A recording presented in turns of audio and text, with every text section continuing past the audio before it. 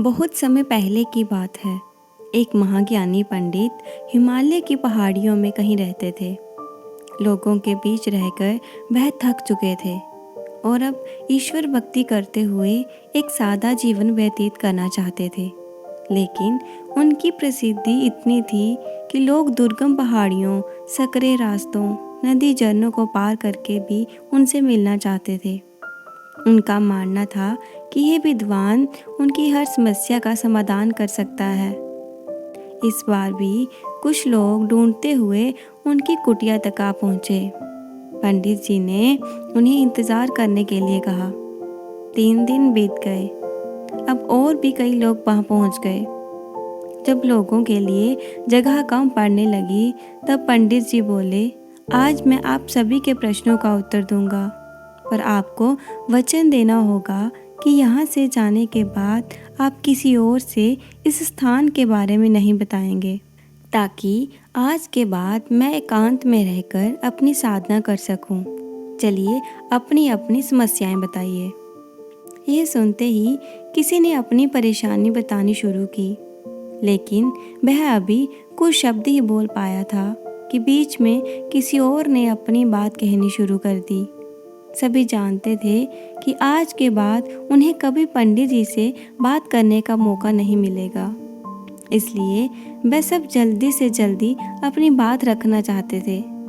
कुछ ही देर में वहाँ का दृश्य मछली बाजार जैसा हो गया और अंतत पंडित जी को चीख कर बोलना पड़ा, कृपया शांत हो जाइए, अपनी अपनी समस्या एक पर्चे पर लिखकर मुझे दीजिए। सभी ने अपनी अपनी समस्याएं लेकर आगे बढ़ा दी।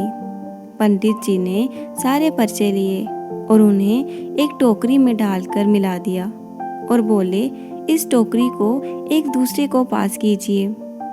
हर व्यक्ति एक पर्ची उठाएगा और उसे पढ़ेगा।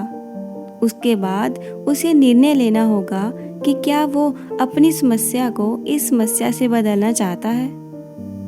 हर व्यक्ति एक पर्चा उठाता, उसे पढ़ता और सहम सा जाता। एक एक करके सभी ने पर्चियां देख ली, पर कोई भी अपनी समस्या के बदले किसी और की समस्या लेने को तैयार नहीं हुआ। सबका यही सोचना था कि उनकी अपनी समस्या चाहे कितनी ही बड़ी क्यों ना हो, बाकी लोगों की समस्या जितनी गंभीर नहीं है। 2 घंटे बाद सभी अपनी अपनी पर्ची हाथ में लिए लौटने लगे। वह खुश थे कि उनकी समस्या उतनी बड़ी भी नहीं है जितना कि वह सोचते थे। दोस्तों, ऐसा कौन होगा जिसकी ज़िंदगी में एक भी समस्या ना हो। हम सभी के जीवन में समस्याएं हैं। कोई अपनी सेहत से परेशान है तो कोई गरीबी से।